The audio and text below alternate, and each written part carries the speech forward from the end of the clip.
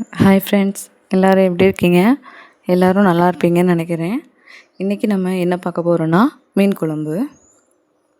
First நம்ம அதுக்கு ஒரு மண்சட்டி எடுத்து அடுப்பில் வச்சுக்கலாம். சட்டி சூடானதுக்கப்புறமா கொஞ்சமாக தாளிக்க எண்ணெய் வச்சுக்கலாம். கொஞ்சமாக கடுகு, கொஞ்சம் வெந்தயமும் சேர்த்துக்கலாம். வெந்தயம் நம்ம கொஞ்சமாகவே சேர்த்துக்கலாம். அதிகமாக சேர்த்தோன்னா அந்த குழம்போட அந்த வெந்தயத்தோட சுவை கசப்பு தன்மை அதில் தெரியும்.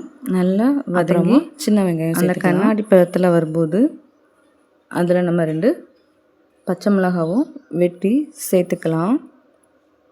இப்போ இதை எல்லாத்தையுமே நல்லா வதக்கிக்கலாம். இந்த 2ம் நல்லா வதங்கி வந்ததுக்கப்புறமா ஒரு பழுத்த தக்காளியையும் இதில் சேர்த்துக்கலாம். சேர்த்துட்டு இதையும் நல்லா கிளறி விட்டுக்கலாம்.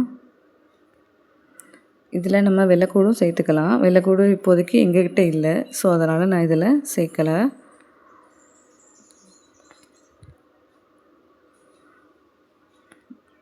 இதை நல்லா கிளறி விட்டு நல்லா ஒரு பேஸ்ட் மாதிரி வந்ததுக்கப்புறமா கொஞ்சம் கருவேப்பிலையும் போட்டுட்டு நல்லா கிளறி விட்டுக்கலாம். இது ஒரு சைடில் ரெடி ஆகட்டும். நம்ம இந்த குழம்புக்கு தேவையான மசாலாவை அரைச்சிக்கலாம். ஒரு மிக்சர் எடுத்து அரைமுறி தேங்காய், ஒரு 5 சின்ன உள்ளி, குழம்பு பொடி மசாலா அதையும் நம்ம இதில் சேர்த்துக்கலாம். இது நாங்கள் வீட்டில் ஹோம்மேடாக ரெடி பண்ணது தான். இதில் ஒரு 2.5 டீஸ்பூன் போட்டு அரைக்க எடுத்துக்கலாம். இதில் கொஞ்சமாக நல்ல மிளகும் போட்டுக்கலாம். எங்கிட்ட நல்ல மிளகு இல்லாதனால அதோட பவுடர் சேர்த்துக்கிட்டோம்.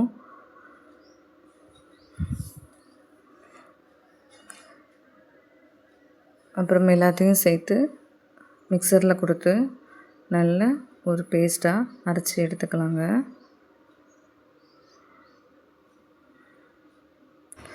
இது ஒரு சைடில் வச்சுட்டு வதக்கி வச்சுருந்த தக்காளி பல்லாரி பேஸ்ட்டை கூட நம்ம அரைச்சி வச்சுருக்கிற விழுதையும் சேர்த்துக்கலாம்.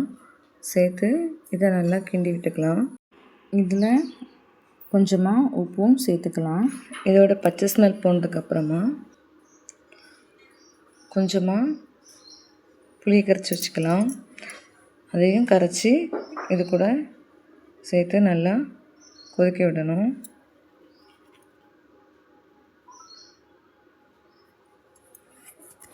குழம்பு நல்லா கொதிக்கட்டும்.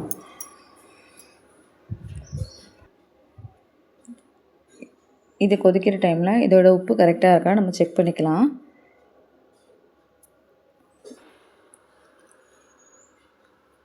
குழம்பு நல்லா கொதித்து வந்ததுக்கப்புறமா நம்ம வாங்கி வச்சுருக்கிற மீனையும் இதில் சேர்த்துக்கலாம். நான் ஒரு 3/4 கிலோ மீன் வாங்கியிருக்கேன்.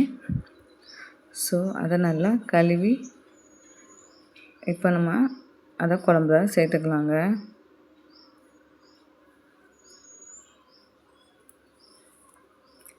குழம்புல சேர்த்ததுக்கப்புறமா ஒரு 5லேருந்து 10 நிமிஷம் வரைக்கும் நல்லா வேக விட்டுடலாம். இது ரொம்ப நேரம் வெந்துச்சுன்னா மீன் உடைய ஆரம்பிச்சிடும். அதனால் நம்ம அதுக்கேற்ற மாதிரி சிம்மில் வச்சு நம்ம வேக வச்சுக்கலாம்.